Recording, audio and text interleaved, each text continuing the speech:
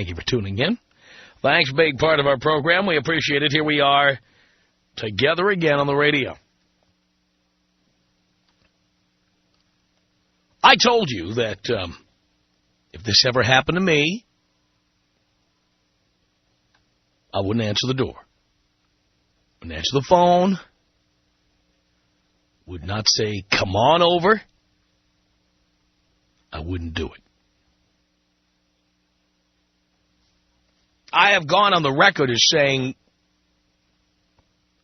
my life is not going to be an Oprah Winfrey-style reunion. And if you are my child, don't come knocking. Don't be calling. Because I won't be picking up. I won't be answering the door. I will not invite you in or have lunch with you or invite you into my life. It won't happen. And the reason for that is that every woman I've ever had sex with knew that I absolutely, positively did not want to be a parent.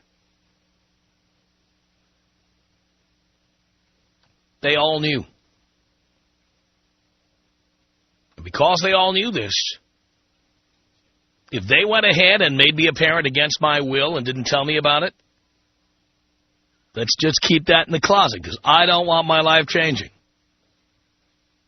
I like my life the way it is, without encumbrances, living alone, no baggage, no children, no obligations.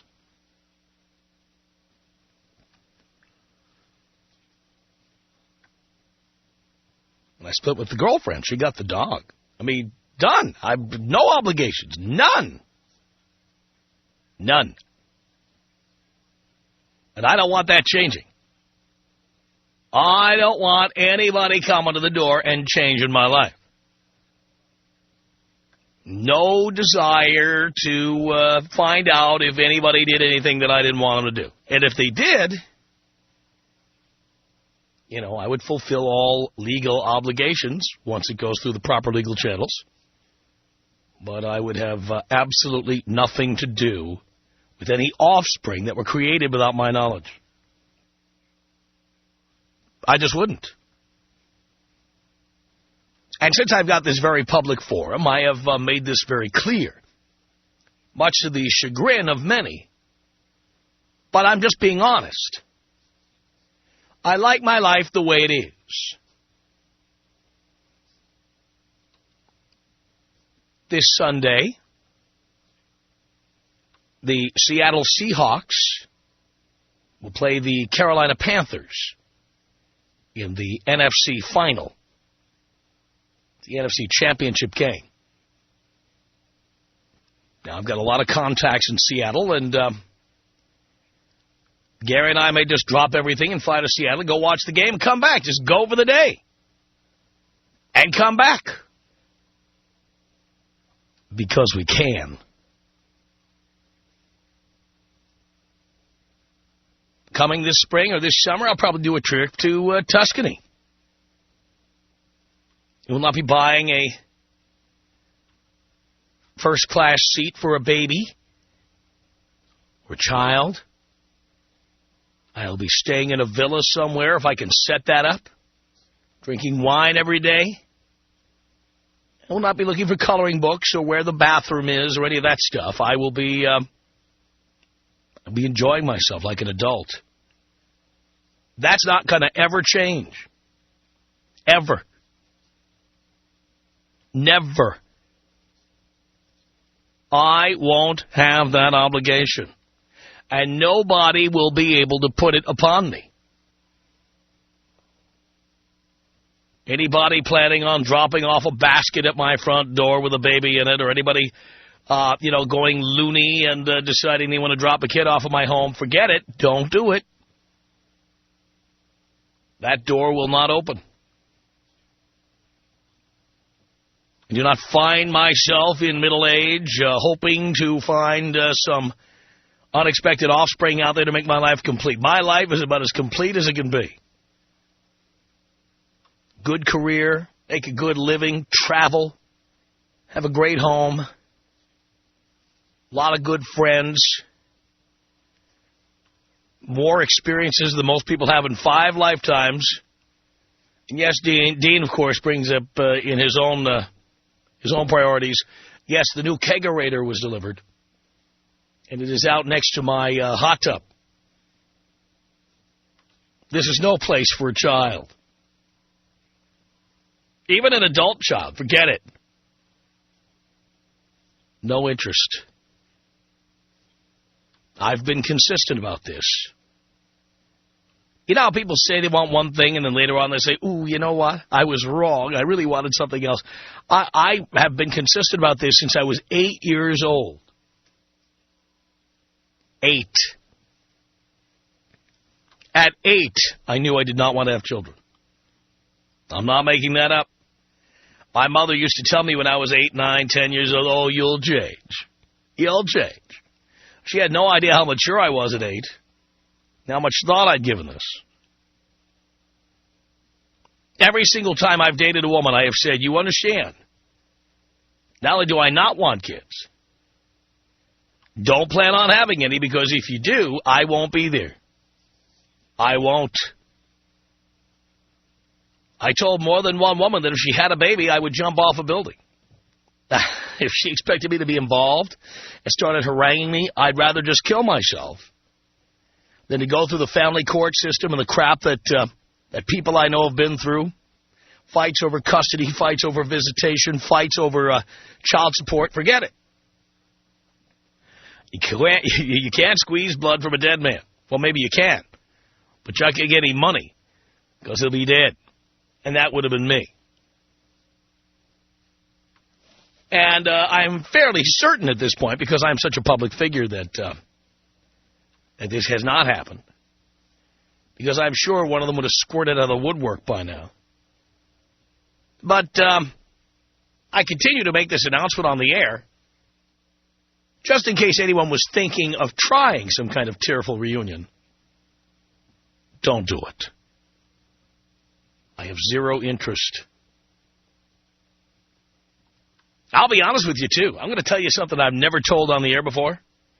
I've mentioned on the air that I paid for 4 abortions. Do you know one of those women? And I verified it because I went into the control room and listened in. One of the 4 called in, weeping to Dean, saying she wished she'd had that kid. Did not move me. It did not move me. That kid would be 15 years old by now. Sorry, not interested, don't care, don't feel badly about it. Yeah, you probably wish you did it there, dear, because you wish you'd gotten on the gravy train, I guess. You had no idea I would become this successful.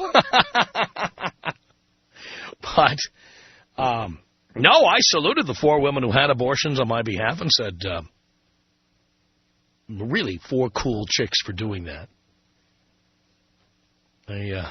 They did what they said they would do, and I appreciated what they did. Made a point of saying that.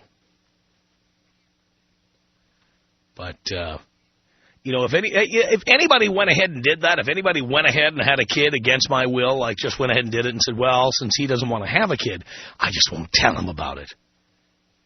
And then later on they were planning on, like, having some tearful reunion or sending the kid to my home or something. I'm just saying, don't put your kid in that position of being turned away. Because that's what will happen. If he gets to my front door, I won't answer. Won't let him in. I've got an intercom system. I've got a camera. I can look out. I can see who it is. And if it's somebody who looks like me, they're not getting in. Well, my brother will get in. But other than that, nobody. My brother is a little too old to be my son. But, yeah, not going to happen. That freaks people out, but imagine being me, you know. I've got a charmed life. I have a great job. I love my work. I love my travel. I eat at the best restaurants. I have great seats for the best concerts. Dean and Gary are with me frequently when I'm, for example, sitting in the 6th row at every heavyweight fight here in Los Angeles, every heavyweight championship fight.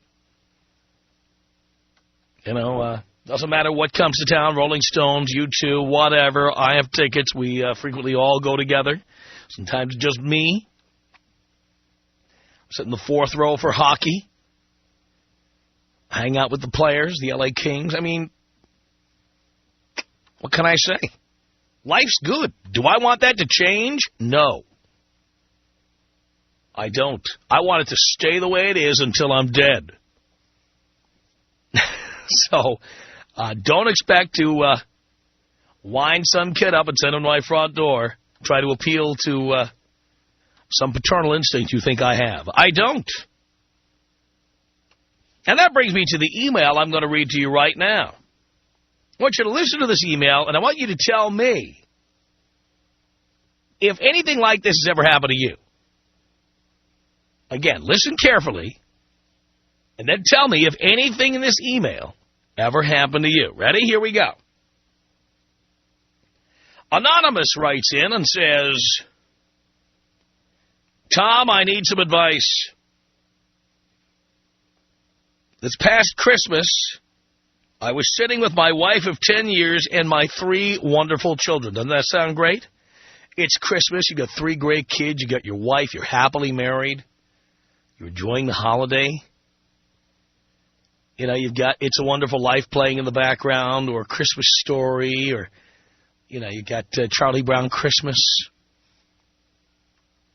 You can get the sound of little jingle bells playing in the background and stuff. You got toy trains and PlayStations and everything under the tree, and it's just spectacular. You're just having this great holiday, okay? So there he is. Married 10 years, 3 kids, enjoying the holiday. He says, I was assembling toys and enjoying a cup of coffee when the telephone rang. Figuring it was my parents calling to talk to their grandchildren, I jumped for the phone and received the shock of my life. On the other end of the line was a 12-year-old girl claiming that I was her father.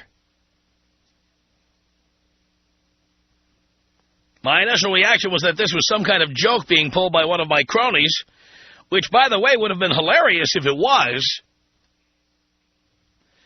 But unfortunately, the more she talked, the more likely her story became. Her mother is my ex-girlfriend before I met my wife. So, even without a DNA test, assuming this is true, what are my ex's intentions? Why would she subject her daughter to this revelation at such an early age? I don't get it. Am I being set up for child support? And it's signed Anonymous. Well, Anonymous, let me just say this. It's my opinion that in most cases like this, where a woman has a kid grows up to be 12 years old and never tells you anything, it's my opinion that if she wanted to set you up for child support, she'd have already contacted you some way, shape, or form, would have gotten this information to you. Because if she really needed child support, I'm sure she needed it years 1 through 12. Maybe even more than she needs it the next 6 years.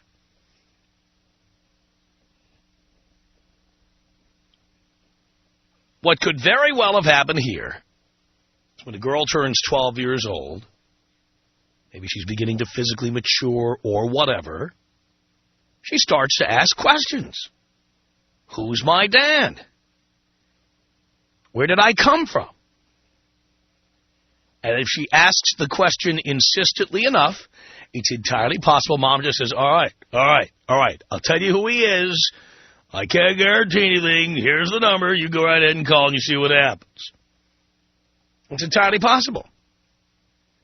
But I don't think you would be set up for child support with a phone call like this because, honestly, nowadays, with the automatic garnishing of wages and the electronic means available to track people like you down, I would think if she wanted child support, she wouldn't have to set up her daughter to make a phone call.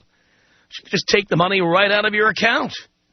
or file papers. I mean, clearly, if she has your phone number, she probably has your address, probably can find you easily enough. And it would be my guess that if that's what she wanted to do, she'd have done it. It is my guess that Mom got tired of being asked all the time who this girl's dad is, and finally decided to tell her daughter, if only just so they could clear the air and Mom could get it off her agenda. Just my opinion. By the way, may I say, this is my worst nightmare, and a dream I have awakened to more than once in cold sweats. Because every guy out there, and I'm including myself in this large universe, every guy out there, at one time or another, had sex without a condom, or the condom slipped off or leaked. Every guy out there, listen to me, every guy out there, one time or another, rode bareback, or believed the girlfriend, the one-night stand, whatever, that she said she was on the pill or was using birth control of some kind, or that she couldn't get pregnant. We have all bought into those stories at one time or another. I mean, unless you were a complete monk and you had sex with nobody, there's a very, very, very infinitesimal number of men who can say that 100% of the time in their entire lives that they have always used a condom. I mean, hell, those of you who've been having sex since before we knew about AIDS, my God, in the 70s, people were having sex, and every woman you would go out with would just say, you know, are you on the pill? Yeah, great, and you just go for it. You didn't even question it beyond that. You ask a woman if she was on the pill, she'd say yes or no. If she said yes, you never said, oh, well, let me use a condom also. Because we didn't know about straight people getting AIDS until the 80s. In the 70s, they didn't even call it AIDS. The Village Voice was calling it gay cancer. Nobody was paying any attention to that. People just went and had sex. So there's many of you out there this could have happened to. And I know you can sit there and say, I've never thought about it. I'll tell you what. As big as my balls are, I have awakened in the middle of the night in cold sweats. And the main reason I awaken in cold sweats is because I don't want to have to be in one of these situations where I have to not answer the door or say, look, kid, your mom knows I didn't want to be a parent, and I told her, and I have warned the whole world not to send their kid to my front door, and you shouldn't be here, and don't come back. I don't have that situation. I don't want my life changing. I don't want to feel guilty. I don't want to feel obligated. I don't want to be involved.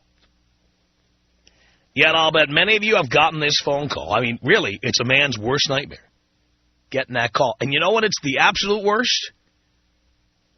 Like you're engaged to be married, you have a really good girlfriend, or like this guy, happy marriage, 3 wonderful kids.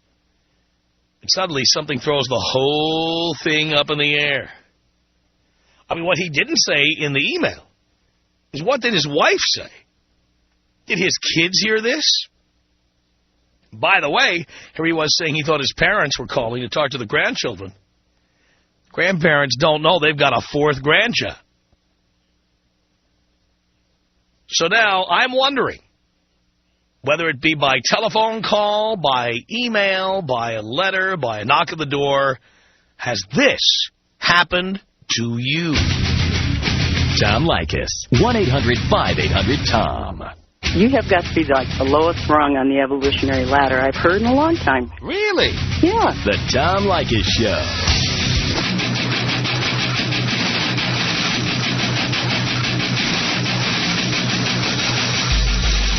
The Tom Leykis Show. 1-800-5800-TOM. Here's our telephone number. It's Mark on the Tom Leykis Show. Hello. How are you, Tom? Doing great, Mark. Well, I got a horrible story for you. Kind of horrifying. I mean, I love my kid and all. Came home. My wife and I, my new wife, actually, we just got back from our honeymoon. We're moving into our new very first place. And I got a phone call from this girl that I'd hooked up with probably 6 or 7 months before.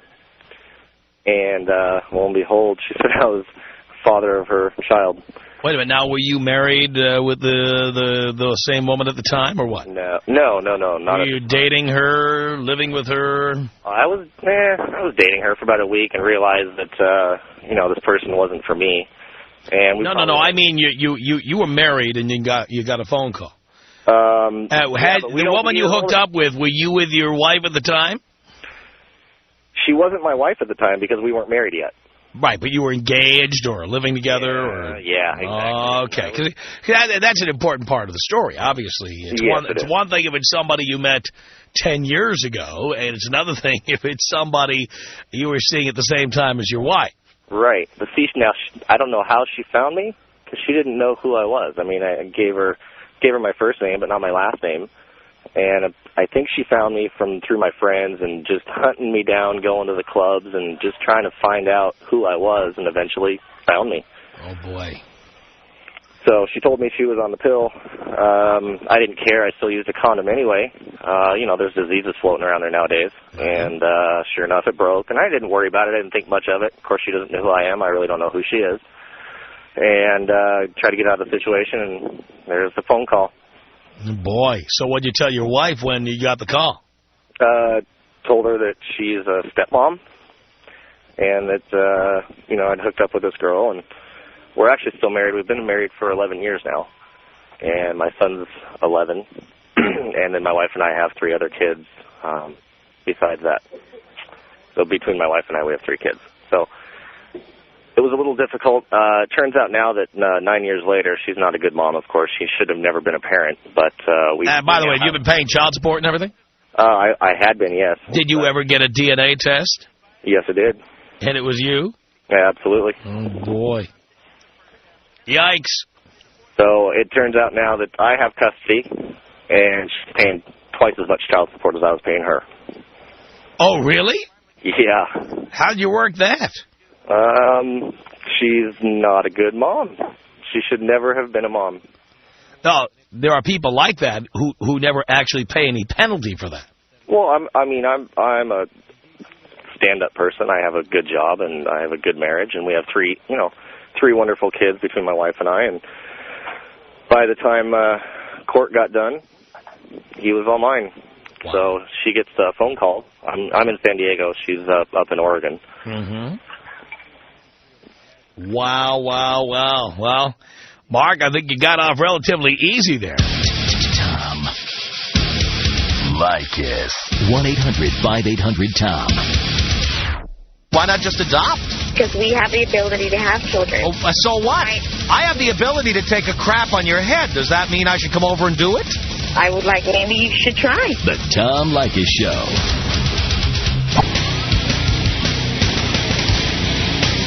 From Los Angeles, it's the Tom Leykis Show. 1-800-5800-TOM is our telephone number. Talking about an email from an anonymous listener who said he was sitting there on Christmas morning with his wife of 10 years, 3 great kids, having a cup of coffee, putting toys together. Phone rang. The voice on the other end said, "Hello, I'm your 12-year-old daughter that you've never met from your ex-girlfriend. Has this happened to you? By phone, in person, on the internet, anywhere?"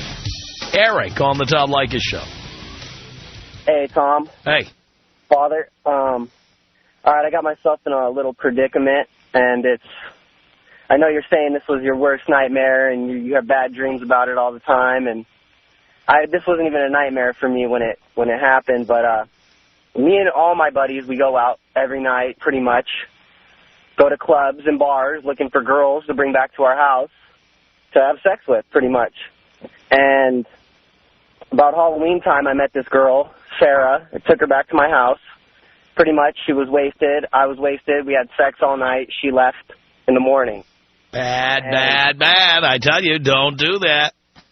And I used the rubber the first couple times, but I was with her all night, a couple times, 3 or 4. And I'm at the bar on Thursday night, this last Thursday we just had. and there's a group of girls that are just staring at all my friends and the guys I'm with, and one of them walks over and talks to my brother and says that one of her friends likes me and that I should go over there and talk to her. So, of course, I go over there and talk to her. I'm chatting with her for 10, 15 minutes, and I ask her if she wants to come back to my house. Me and my buddies are going to have a little, get-together at our house. And she says, yeah, her and her friends would like to come. I give her my phone number.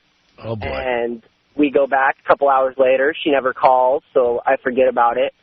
And on Saturday, the girl that I had this relation with back in October calls me up and says, yeah, those were my friends at the bar, and they knew that you hung out there, and they went there deliberately to get your number so I could get in contact with you. So this girl is now telling me that she's 3 months pregnant. She wanted to make sure she was 3 months pregnant before she told me. She's got these names picked out and all this stuff. She says she's keeping the baby. There's no way I could pay for an abortion. There's no abortion. She won't even think about it.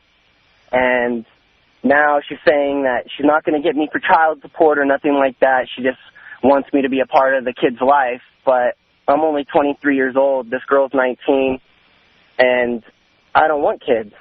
Not today or not next week or, I don't know, probably not 7 years from now. Uh-huh. So I don't even know what I should do. And I know it doesn't work like that. She's going to end up getting me for child support if I dog her out or don't call her and I'm just oh, boy. Yikes. stuck. I don't know what to do. Wow. Yeah, you don't want 18 years of going to the park and going to the zoo and going to theme parks and babysitting. Nope. But you especially don't want some one-night stand getting your paycheck for 18 years. Yeah, exactly. Wow, that certainly is a dilemma. I just want, to meet chicks and have a good time. I don't want to have kids and have the responsibility of raising somebody else or just putting up with that type of stuff. Well, by the way, first of all, we tell you all the time on this show, never take chicks to your place. Yeah. Because of a number of good reasons, but one would certainly be if you're doing strangers. Do you want them knowing where you live? Yeah, that is true. Because then they know who you are. Yeah. It's a lot easier to change a cell phone number than to change an address. Yeah, that's true. And she only has my cell phone number. And I live in a one-bedroom apartment with 3 guys, so she was probably pretty intimidated to come over. And I could seriously move out of here in a week and be gone. Oh, it's possible she was so blitzed she can't remember where you live. Yeah, true. And I don't even know who else she's even been with or if the kid's even really mine. No, you don't. And I don't even think I want to go to the trouble to even get DNA testing. And Well, it's not that much trouble. I mean, you can get along with that kid for 5 minutes. You can swab the inside of his mouth. Yeah. And then find out for sure. Yeah, that's true. You can do that. For a miscarriage or something to happen. You can always invite her over to the hot tub and give her a bottle of champagne. Yep. That would be wrong, of course. Okay, that's not the right answer. Well, the reason I'm suggesting this to you, no, I'm not suggesting it. It's wrong. Okay. But word on the street is that a pregnant woman getting into a jacuzzi, it could induce a miscarriage. It would be wrong to do that, so that would be very wrong. Please don't do that. And also, obviously, ingesting alcohol is not the thing to do. Not the thing to do. And so, of course, you won't do this anyway, but theoretically, if somebody ever brought somebody into the hot tub who was pregnant and then gave them some champagne, God only knows what the consequences would be. That is a good theory to know. Even though you would never do it, and I would certainly never recommend it. Of course. So please don't ever do that. I won't have any part of that. Please don't do it. As soon as possible, please don't do it. All right, Tom. Thanks a lot, and could you take me out of the fat bong hit? Here you go.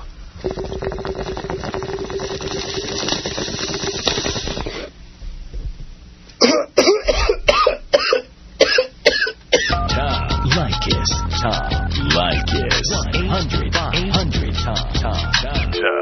people fantasize about 14 and 15 and 16-year-old girls all the time. What are you going to do? Put them all in prison? Put everybody up to a lie detector test? Ask people if they fantasize about the girl across the street when she wears a thong bikini? You're going to put these people in prison? What are you talking about? But where do you draw the line? I drew the line for you, you idiot! Get off the phone. The Tom Leykis Show.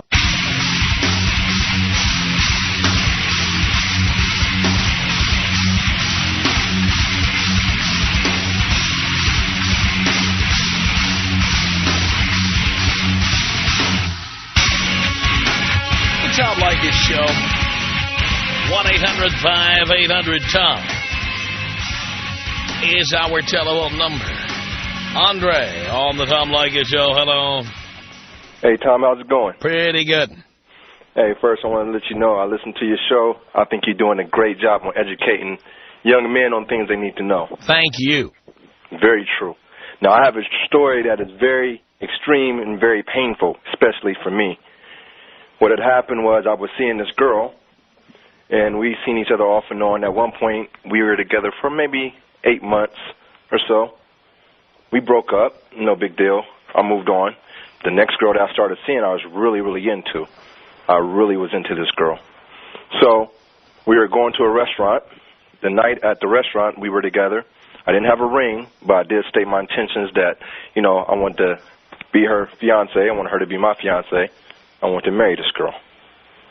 As we exited the restaurant, there is the ex holding up this baby like Lion King. Oh, my God. If you ever seen Lion King, she's holding up this baby like Behold. Oh, and I'm looking like, what is going on? Literally, like I had no clue. The whole time I had used control, I had used condoms. She had said she was on birth control, the whole story, everything that you talk about. So I just had to call in on this one.